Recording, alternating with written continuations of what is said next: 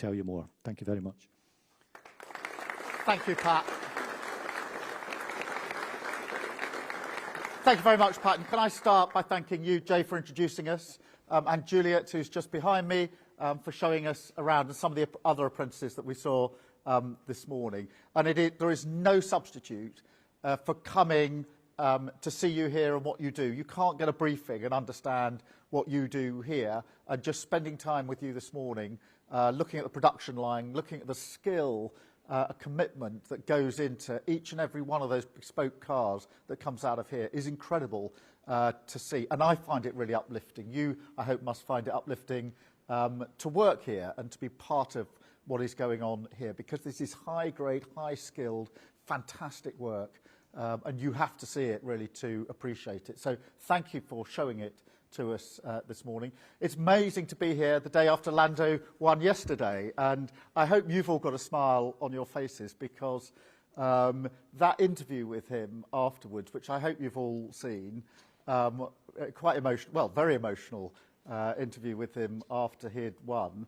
But I thought the way in which he wanted to thank the whole of his team was really important, because he was emphasising that he's the person obviously doing the racing, but that can't happen without the whole McLaren team at every level working with him and for him. And I hope you felt a bit of pride, therefore, in what he's achieved, because everything that you all do, all the teamwork that you put in, is all part of what produces that incredible result. And it was a really incredible result. So fantastic to be here today. Pat has told you a bit about the apprenticeships, but the reason we wanted to speak to apprentices in particular this morning is because I'm on a mission so far as apprentices are concerned. My dad was an apprentice. He went to night school. He was a tool maker, a skilled tool maker. And so he did it in his day. Apprenticeships were done, or the school bit of it was done during night school. So that's what he did. Apprentice worked his way up. I went to university, and I've always thought that we don't value the two equally, and we should. University is a good thing to do. I'm not going to knock it. That's what I did. But being an apprenticeship is an equally good thing to do. That's what my dad did, and he was a highly skilled engineer and tool maker. And I don't feel that we always make the case for equal respect for both routes. Whenever I see apprentices and apprenticeships, I understand just how complicated, how skilled they are, and what you've been. I mean, Juliet, you've been painting, I think, 6 o'clock this morning. When you see the quality that's going into those cars of the work that you do, that is every bit as difficult and complicated as doing a degree at university any day of the week. So I'm on a mission to make sure that both are equally valued, not one above the other. And we did have in place in this country for quite a long time a target that 50% of our young people get to university. I've taken that target down and put a new target up, which is 2/3 of our young people to go either to university or to a good apprenticeship. So we really are putting them on an equal footing. And as Pat said, then today on top of that, and to really tilt it more towards apprenticeships, we're announcing 50,000 extra apprenticeships through funding that we're putting in and investment that we're putting in as of today. Because the number of apprenticeships has gone down recently. We want to bring it back up, particularly for young people, because I think it's so valuable and so important. So thank you for allowing us to be here to make this announcement. I want all of you, by the way, if you get time, to go back to your schools or colleges, but schools in particular, if you have the opportunity, just to talk to 14, 15, 16-year-olds about what you do here, because a lot of young people wouldn't necessarily know what it means to work in a place like this. And I bet you, if they heard from you or saw a bit of what you're doing here, they'd want to come here and work, or in similar jobs. So if you could do that. The other thing is, even to be an apprentice these days is a success in its own right, because my boy is 17 and a half, so we're going through the is it university, is it apprenticeship, and I'm beginning to appreciate firsthand just how hard it is to find the right apprenticeship and to get on to be an apprentice. So it's a huge success even to be standing here starting or halfway through or whatever it is through the apprenticeships that you're doing. So congratulations to all of you. Thank you for showing us round. It is so good to be out and about and seeing what's going on here. Incredibly skilled, And I feel a real privilege to have spent a bit of time having a look at what you're doing. Thank you so much. And now Pat and I are going to take any questions that you've got for us. So we're going to have just a bit of time for some questions. Anybody got a question? Yes, we'll start here. But anybody can ask a question on anything. So just, if you've got anything you want to ask us, then put your hand up and we'll take your question and get on with it. Over to you. Hello, my name is Neve. I'm a manufacturing graduate. Yeah. And my question is, a lot of people still see apprenticeships as something solely for trades. How does the government plan on changing that perspective? Not solely for trades. I mean, I think, Pat, I'm right in saying there's 700 different subjects or areas in which you can do an apprenticeship, so a very, very wide range of skills. I think what we're very keen to do is to highlight those skilled ones which are almost the most important for our economy and put special emphasis in there. So I think we can do that, which will help. I think tilting and talking about apprenticeships makes a big difference as well. We have to keep talking about apprenticeships and talking and showing. I think if people see what you do here, they would realise you don't have to spend long on the production line to realise this is highly skilled, highly complicated, very difficult work, every bit as difficult as going to university or sitting and doing a law degree or something like that, which is what I did. But wherever you go, it's the same. I was up in the Clyde where they're building frigates, and some of the electrical skills the apprentices had there were quite incredible, as it will be in any one of these cars that you are working on here. So we've just got to keep talking about that element of it and make sure it's not just seen as limited in any way. Thank you very much. Anybody else got a question? Yeah, sir. Hi, I'm Mark. I'm a paint technician apprentice, and my question to you is, why should a young person choose to do an apprenticeship rather than go to university?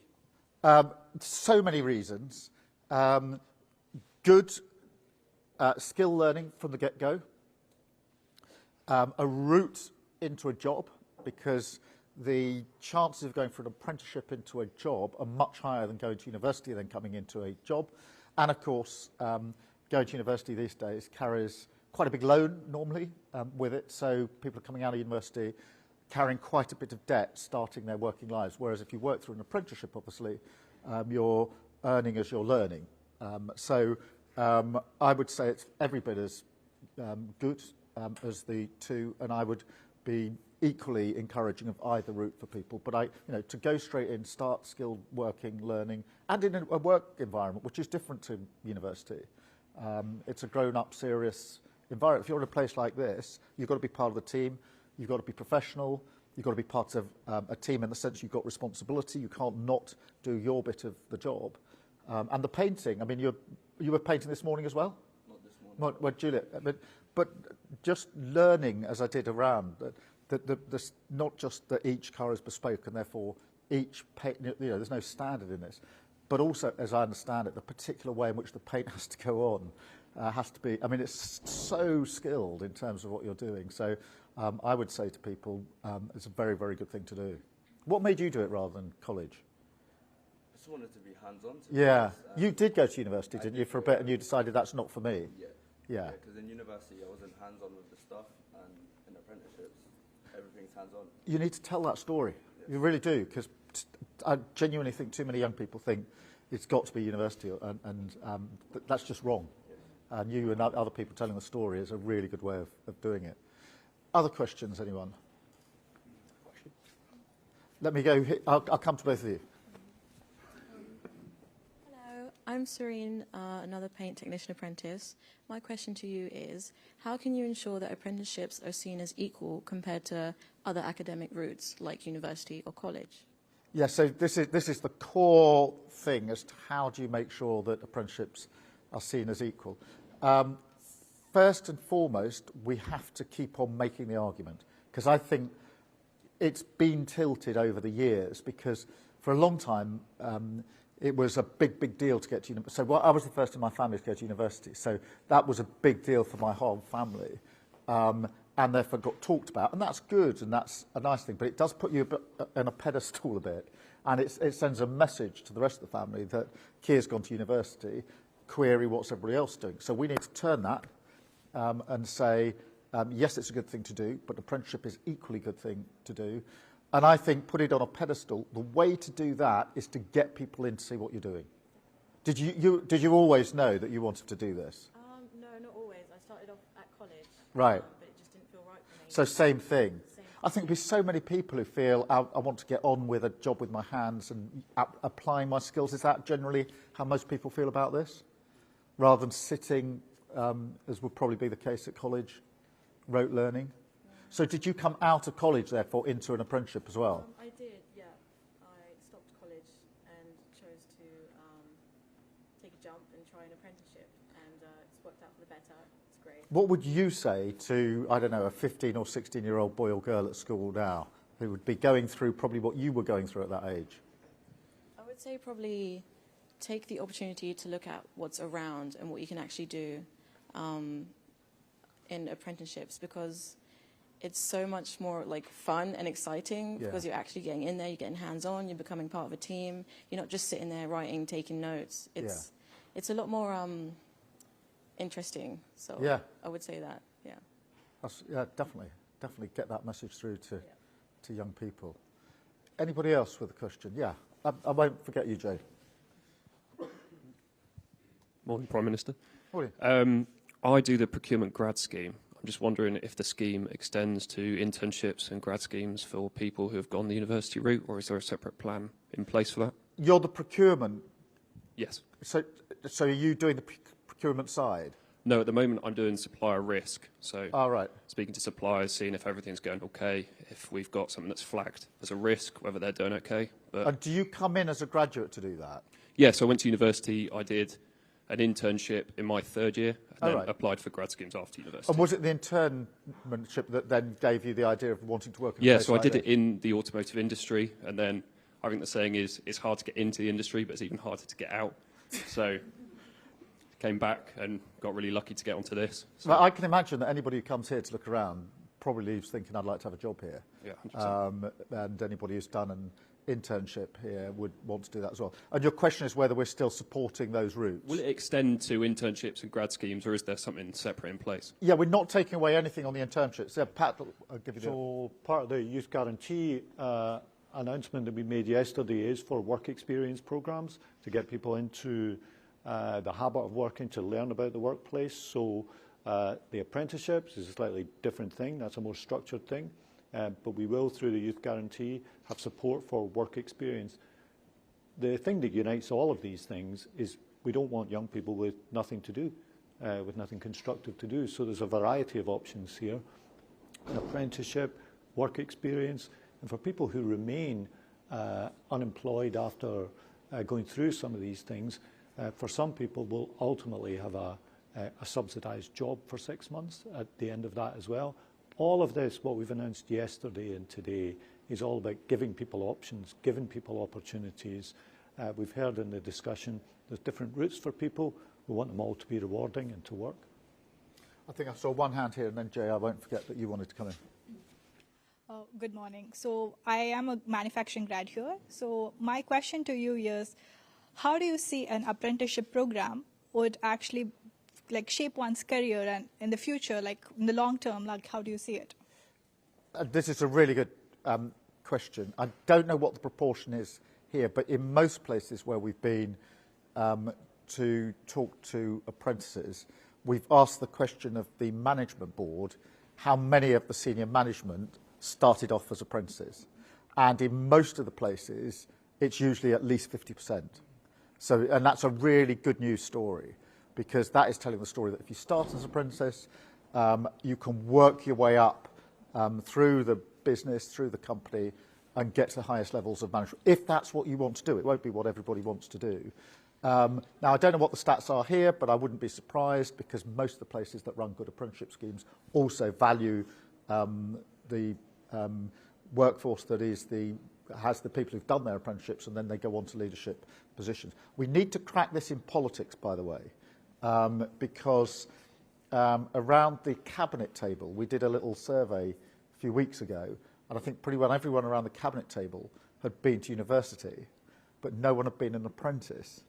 And so I think the challenge is more in politics and some of our other institutions. I think business actually has a good case to tell on apprenticeships going all the way to the top. I think it's the rest of us that need to do some catching up, because those skills of being in a business and working your way up and running a business would be really good skills to have higher up in politics, in my view. Now, I'm saying that without knowing the number here, but I'd be very surprised if there's not a good career opportunity here. There is in most places that value their apprenticeships. And Jay, over to you, sorry. So I'm Jay and I'm a degree apprentice. Question for me was, how do apprenticeships contribute to the UK economy and help businesses grow? Well, massive contribution, because every business needs to bring in the next generation of skills. Apprenticeships are the way to do that. And as you will know as well as I do, what happens in an apprenticeship is people then begin to think, this is the bit of it I like best, it's the bit that I want to probably hone my skill in, and then hopefully if people get taken on, they can then develop into the firm. I think it's important, this will change. I mean, your generation probably more than most, the skills you'll need will change over the course of your lifetime, your career, probably more quickly than it has for many others. My dad, as I say, was a toolmaker, and I saw things in his business change from the old way of doing toolmaking into what was then the Sparky Road, where you were using sort of electronics to cut away at metal instead of some of the old skills. Nowadays, it'd be completely different, because you'd actually be firing the particles at the metal to create the thing. So I've seen the difference there, but that took quite a long time. In your careers, it'll probably move quite quickly, and you'll probably feel like you're sort of retraining all the time with new technology. Quite exciting. I actually think new technology and AI will make it even better for your lives, because I think they will therefore require the human to be in the bits that are even more complicated, even more skilled, and so it will change the nature of your work as you go through. And so you should just imagine, because when you see the production line here, it looks absolutely state-of-the-art and as modern as you could possibly be. It'd be like walking past the various Formula One cars, where at each, as you go through all the historic cars, at each time that felt like the cutting edge of technology, the most modern you could get. And now, as you walk past, you can see how it's changed over time, particularly aerodynamics. And in your lifetimes, in your work lifetimes, that will be changing all the time. So even the cars you're working on now, in 10 years, 15, 20 years, will seem like yesterday's cars, and you'll be on something even more modern. So it's quite an exciting place to work in that respect. Look, thank you very much for your time this morning. Thank you for your questions. I didn't acknowledge everybody else up there. Thank you also for spending time with us this morning. And good luck with everything you're doing. Celebrate the victory yesterday, but thank you for sharing a bit of time with us this morning. We really, really appreciate it. And I'm one of those people that I always take something away from visits, things that are in the back of my mind, because I think politics is about your policies and all the rest of it, but it's much more about who's in your mind eye when you're taking decisions. And so I'll take away a lot from this visit to help us shape the decisions that we make as we go forward. Thank you very much indeed. Thank you.